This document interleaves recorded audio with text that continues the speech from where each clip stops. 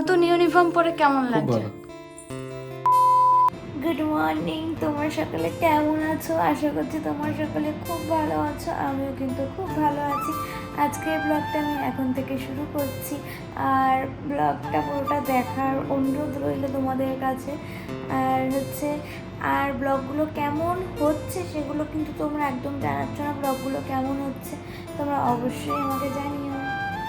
সকালে ঘুম থেকে উঠেই একটা সিক্রেট ওয়াটার আমি আর আমার বর খেয়ে নিয়েছি। তারপর ছোলা খাওয়া হয়েছে, তার সাথে বরকে দিয়েছিলাম ছাতু, আমি খেয়েছিলাম কমপ্ল্যান। নতুন ইউনিফর্ম বাড়ি থেকে যে ইউনিফর্মটা কাটিয়ে আনা হয়েছিল, কাটিয়ে একদম মেশিনে সেলাই করে আনা হয়েছিল আর কি, টেলার দিয়ে, পুলিশ মার্কেট থেকে।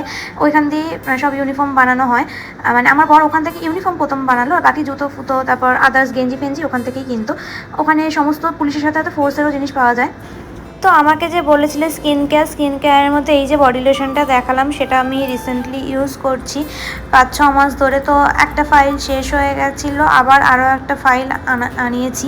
এর আগে আমি অন্য বডি লোশন ইউজ করছিলাম। তো আজকে দুপুরে মেনু হচ্ছে পটল চিংড়ি, তার সাথে সাদা ভাত, ডিমের অমলেট, তার সাথে হচ্ছে ডাল আর উচ্ছে ভাজা। আজকে সকাল থেকে আমাদের মোটর চালানো হয়নি, পাম্পের জল সকাল থেকে ছিল, কালকে যে পাম্প চালানো হয়েছিল সেই জলটাই আছে। আর দুপুরবেলা থেকে সেই জলটা শেষ, এখন কোনো কলে জল পড়ছে না। খাওয়ার জল দিয়ে বাসন মাজা, মানে কেনা যে জল ড্রাম কেনা হয় সেই জল দিয়ে বাসন মাজা, তারপর বেসিন ধোয়া, সব ওই জল দিয়েই হচ্ছে। তো আজকে আসবে না লাইট, মানে সরি ভুলভাল বলছি, আজকে আসবে না জল, সেই কালকে আসবে সকালবেলা। এখন এই যে চা করছি, এখন চা খাবো, ঘন করে চা করেছি, তার সাথে এই বিস্কুটটা সবিস্কুট, আর তার সাথে একটু 50-50 বিস্কুট খাবো। তারপর খেয়ে নেব এই গজাটা, এই যে।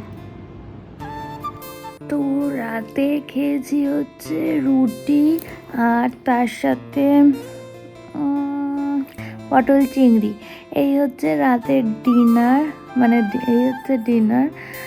আর আজকের ভিডিওটা তোমাদের কেমন লাগলো তোমরা অবশ্যই জানিও। আজকে তো সারা দিন জল মানে চালানোই হলো না, পাম্প চালাইনি।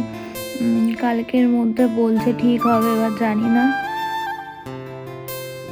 তেমন কোনো রেসপন্স নেই যে সরকারি মিস্ত্রি, তাদের এটা যেহেতু নিজেদের না, মানে মোটর খারাপ হয়েছে সবার কোয়ার্টারে, এবার প্রাইভেট মিস্ত্রি ডাকা যাবে না, সরকারি মিস্ত্রি ডাকতে হবে। নিজেদের হলে না হয় যে যার মতো প্রাইভেট মিস্ত্রি রেখে করে নিত, সরকারি মিস্ত্রির আশায় কেউই থাকে না। কিন্তু এটা যেহেতু সবার কাছে, যেহেতু সরকারি মিস্ত্রি লাগবে, দেখি কালকে জল পাওয়া যায় কিনা। আজকে ট্যাঙ্কে যেটুখানি ছিল সেইটুখানি ইউজ করেছি, আর বর সেই অনেকটা দূর থেকে বালতি বালতি জল বয়ে বয়ে এনে দিল বাথরুম পর্যন্ত। আর যে জল বয়ে এনেছে সেই জল থেকেই বাসন মাজা, তারপর বাথরুমের সব কাজ বাজ করা হয়েছে। এবার দেখি কালকে কখন জল আসে, এরকম করলে খুব সমস্যা। যাই হোক, আজকে ভিডিওটা আমি এখানে এন্ড করছি। তোমরা সবাই ভালো থেকো, সুস্থ থেকো, টাটা।